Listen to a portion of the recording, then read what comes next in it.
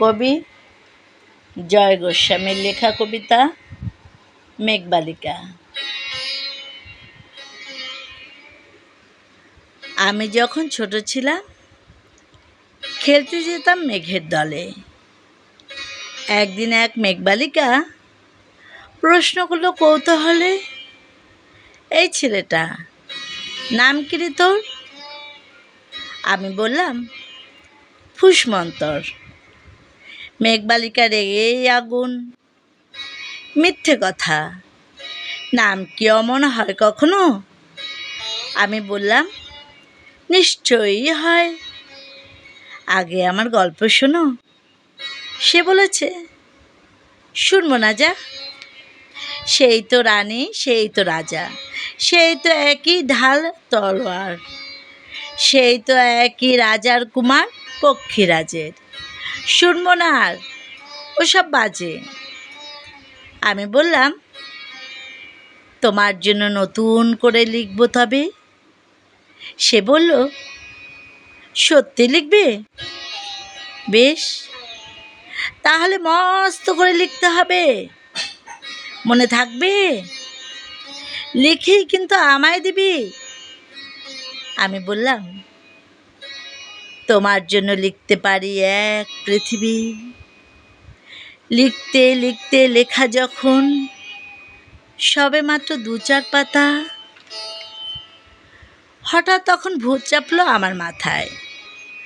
খুঁজতে খুঁজতে চলে গেলাম ছোটবেলার মেঘের মাঠে। গিয়েই দেখি চেনা মুখ তো একটিও নেই এই তল্লাটে।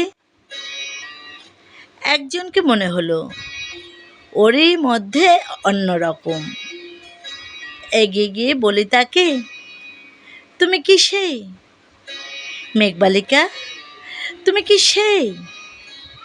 সে বলেছে মনে তো নেই, আমার ওসব মনে তো নেই। আমি বললাম তুমি আমায় লেখার কথা বলেছিলে। সে বললে সঙ্গে আছি, ভাসিয়ে দাও গায়ের ঝিলে। আর হ্যাঁ শোনো, এখন আমি মেঘ নই আর, সবাই এখন বৃষ্টি বলে ডাকে আমায়।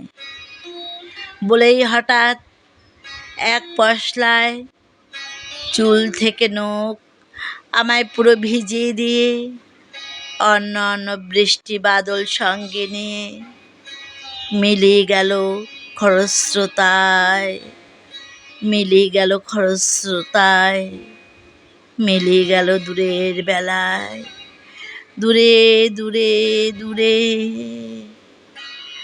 বৃষ্টি বলে ডাকে আমায়, বৃষ্টি বলে ডাকে আমায়। আপন মনে বলতে বলতে আমি কেবল বসে রইলাম ভিজে একসা কাপড় জামায়, গাছের তলায় বসে রইলাম। বৃষ্টি নাকি মেঘের জন্য? এমন সময় অন্য একটি বৃষ্টি আমায় চিনতে পেরে বলল, তাতে মন খারাপের কি হয়েছে? যাও ফিরে যাও, লেখো আবার। এখন পুরো বর্ষা চলছে, তাই আমরা সবাই এখন নানান দেশে ভীষণ ব্যস্ত। তুমিও যাও, মন দাও গিয়ে তোমার কাজে।